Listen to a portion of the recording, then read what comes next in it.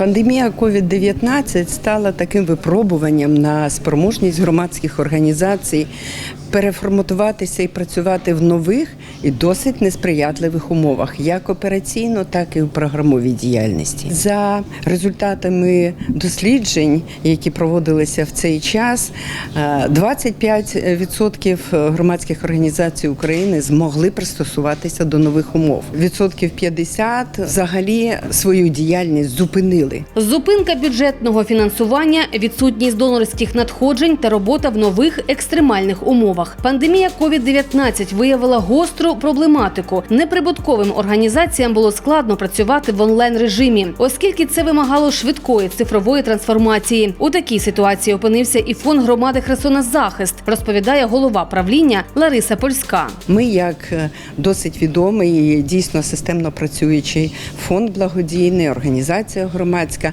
ми відчули це на собі і ми вирішили, що треба оволодівати методами дистанційної роботи. І ми опанували за допомогою всеукраїнських експертів інструментами Google і Microsoft. Це корпоративні інструменти, які стали для громадських організацій України безкоштовними.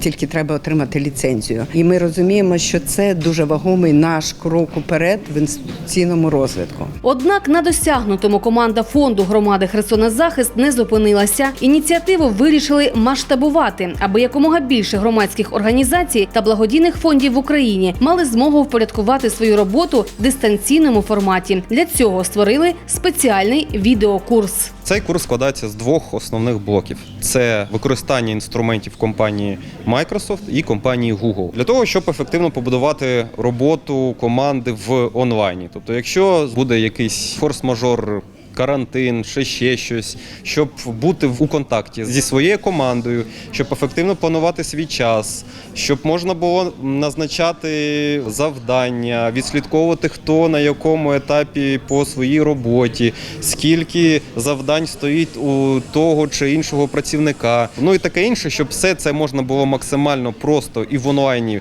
планувати, налаштовувати. Ось якраз інструменти Google, Microsoft нам дають можливість це зробити. В онлайн-курсі ми якраз розповідаємо, яким чином це все можна зробити. Головний експерт проєкту Юрій Антощук додає, курс складається з 10 відеоуроків, по 5 на кожний з програмних блоків Google та Microsoft. Усі уроки є послідовними та покроково навчають, як приєднатися до обраної програми та розпочати роботу. Це максимально практичні інструменти. Показується, де треба клікнути, де що треба вписати, куди що відправити і як запросити своїх працівників до спільної роботи над документами, для чого це робиться і які є переваги в тому чи іншому інструменті. Тобто людина, яка ніколи не працювала, скажімо, з Microsoft Teams, вона відкриває відео, дивиться, спочатку розуміє, для чого це, а потім вона дивиться і бачить, як це можна використовувати. Далі вже може запроваджувати, бо є після кожного відео конкретні завдання. Там, зробіть це, приєднайте це, там, дайте доступ. Тому можна просто дивитися, можна дивитися і виконувати завдання. Зміна вектору організаційної роботи та забезпечення самозайнятості кожного працівника. Із опануванням даного відеокурсу громадський сектор буде працювати більш сучасно та ефективно, наголошує волонтер фонду громади «Херсонезахист» Тетяна Шкодівська. Не всі громадські організації, в принципі, в курсі тих можливостей, які відкривають додатки Google, додатки Microsoft. І пройшовши цей відеокурс, кожна людина зможе зрозуміти для себе, наскільки можна ефективно працювати також і дистанційно. Особливо в період пандемії ти бачиш ефективність взагалі дистанційної роботи, дистанційних курсів. Ефективно виконувати свою роботу ти можеш і з будь-якого місця. А ось представниця Дніпровської районної у місті Херсонради Євгенія Манько розповідає, курс з використання онлайн-інструментів буде корисний і державним структурам. Все ж таки треба йти в ногу з часом, вже весь світ переходить на електронний документообіг і використовувати більше інформаційного простору, аніж тони паперу. Це спрощує ведення документів, спільне ведення документів. Обидві учасниці відеокурсу не приховують. Чимало інструментів взяли на особисте озброєння та вже використовують здобуті навички у повсякденному житті. Я встигла вже спробувати і додатки Google, і додатки Microsoft, Дуже зручно з календарем вийшло.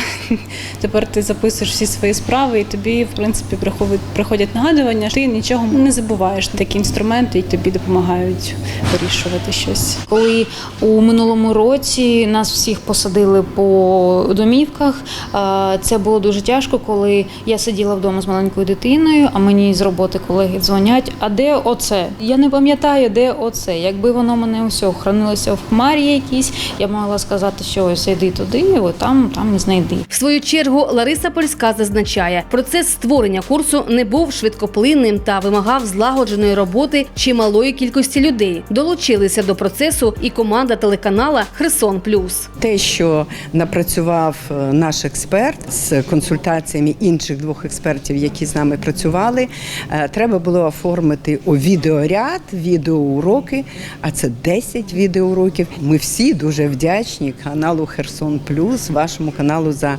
таку велику роботу і дуже гарні, і круті уроки получилися, які допоможуть громадському сектору України стати міцнішим. Спробувати опанувати онлайн-інструменти та перевести свою діяльність у дистанційний формат можете і ви. Для цього необхідно зайти на сайт Фонду громади «Херсонзахист» та переглянути відповідний відеокурс. Яна Самко, Ірина Мізінцева, Геннадій Останін, телеканал «Херсон Плюс».